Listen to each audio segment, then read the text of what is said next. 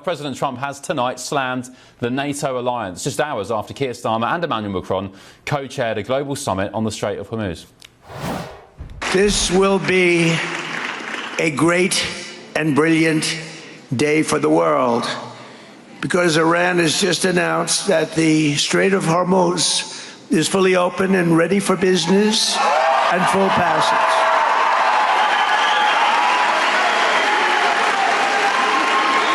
But the naval blockade, with the greatest navy in the world, from the greatest military the world has ever seen, we built it during my first term. We built it. They said I was crazy. We weren't so crazy, were we? Will remain in full force and effect as it pertains to Iran until such time as our transaction with Iran is 100% complete and fully signed. And now that the Hormuz Strait situation is almost over, I received a call from NATO asking if we would like some help. Thank you very much, NATO. And I told them I would have liked your help 2 months ago, but now I really don't want your help anymore. Because they were absolutely useless when we needed them. But actually, we never needed them. They needed us. They need us. They need us so badly. Those scathing words came just hours after the Prime Minister and French President Emmanuel Macron vowed to lead a military mission to protect ships in the Strait of Hormuz. Along with France, the UK will lead a multinational mission to protect freedom of navigation as soon as conditions allow. Well, my panel are with me now, David and Greg, and also Ranil down in London. Ranil, I'll get your take on this first. I guess the President has said, I mean, he's proved a point. We've done it without NATO. We've done it without your ships, UK, France, and so on. Why do you need to come now on a peacekeeping mission? I mean, stuff it, he says. Yeah, I mean, it's regrettable that we're in this position, and it's regrettable that both there seems to be a breakdown in the personalities, but also in terms of the policies between Britain and indeed, I'd contend, the whole of Europe and America. And, you know, that's not good for international security. It's not good for the protection of our allies around the world. So, you know, the sooner that can be resolved, the better. But, yeah, and the point he's made is the action he's taken has been pretty much unilateral, and so this is late to the party.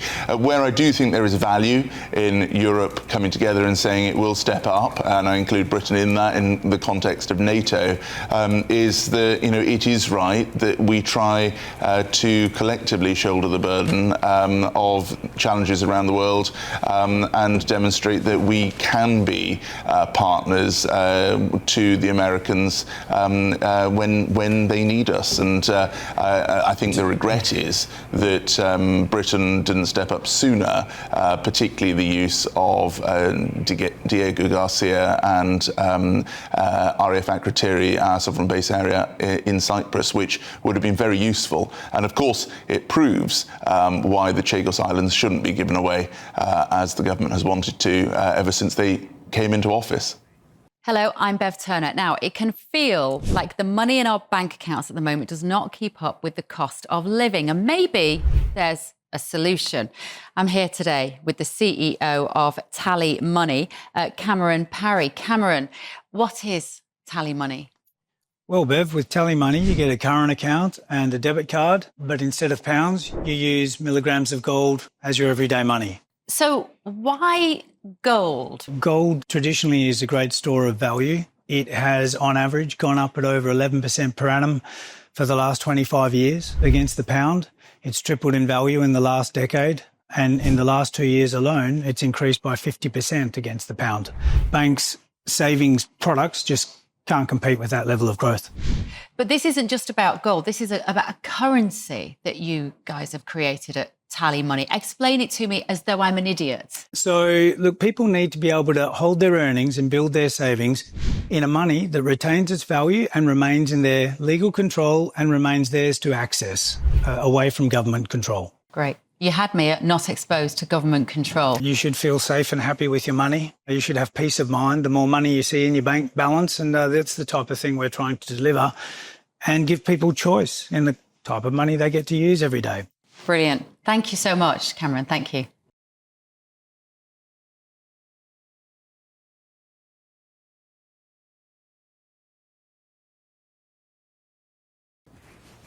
Do you think, though, I do wonder whether Keir Starmer wants the relationship to work, and I say that in respect to cozying back up to the European Union. If you're forced away by America and you've got big orange man bad Trump in power who you know, constantly trashes your country and criticises you as a leader, I mean, what are you going to do? You're going to have to go to the EU and, you know, cozy up with them. It's I would argue, being cynical, all rather convenient for Starmer.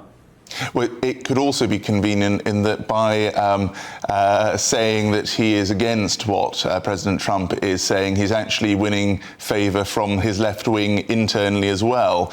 And, you know, everyone will know that the Prime Minister is under threat from his backbenchers and from other cabinet ministers who are positioning themselves. So, you know, that is something that I'm sure will have been a calculation by making these disagreements with President Trump public.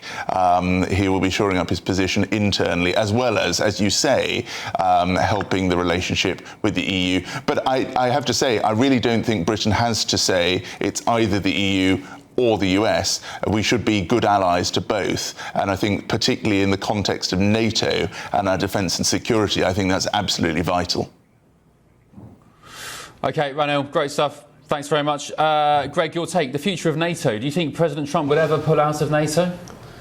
I don't think so. I can't guarantee that, but I don't think so. He's been trying to make NATO stronger for the last 10 years, and he's done a pretty good job of it, you know, with the commitment to defense spending as a percentage of GDP, pushing 5%, for the NATO countries actually stepping up because of, you know, yes, Ukraine had something to do with that, but surely it's the president that's made NATO stronger. Now, he's frustrated because I think they really missed an opportunity here to, as Reno said, just to have a little bit of help, you know, like use the bases. You don't have to send your destroyers because, let's face it, the European militaries have atrophied. They're in a very difficult spot. I'm not sure any of their destroyers would have helped. You know, we're down to a small group in the United Kingdom. It's down from, 17 major vessels. Not all of them are seaworthy right now. So, you know, from a practical perspective, it would have been nice just to have some unity, some support psychologically. And I think it was an own goal. It was a missed opportunity for France and the UK. And the president is a bit frustrated, and he's showing that. But practically speaking, didn't need them. He's right. But why should, I guess if you're NATO countries, you're Spain and so on, maybe the United Kingdom, they didn't start this war, David. Yeah, they're remembering, you know, Harold Wilson in the 60s staying out of the Vietnam War. Yeah, and I will say as well, the USA didn't come and help us in the Falklands. They declined, so... Yeah, and I'm just playing devil's advocate here. And later, and certainly for their own domestic audiences, I think it struck a chord staying out of this one because it does seem to be a folly and not something those countries want to be implicated in. I think it's been fascinating, as you touched on earlier, that Donald Trump, I think again at his speech just now, was thanking these regional allies and Pakistan, not the Western nations of old. So before your eyes, you can see this pivot taking place in terms of US allegiance. What I'm fascinated to see also now is the visit by the King to the US. Is he going to use soft power to start to rebuild some of these bridges and try and heal the rift? And I think it's possible in the sense that Trump does blow hot and cold. 6 months from now, Donald Trump probably won't be thinking about Iran. He may be willing to embrace Keir Starmer all over again, if Starmer's still in the job, of course. I'm just wondering, what is the benefit, Greg? Maybe as an American, what is the benefit of the United Kingdom being close with the USA? I know we used to share intelligence. I mean, the UK has stopped even doing that in the Caribbean Sea. What really is the benefit of the UK to the USA? Well, I mean, 2 + 2 is 5 for sure, but also the UK is completely dependent on the United States from a military and security perspective. So, but what do we give you? What's in it for America? Well, I think it's apples and oranges. Granted, I think we could have the most powerful military in the world, which we do, without the UK's support. But we'd be better with it.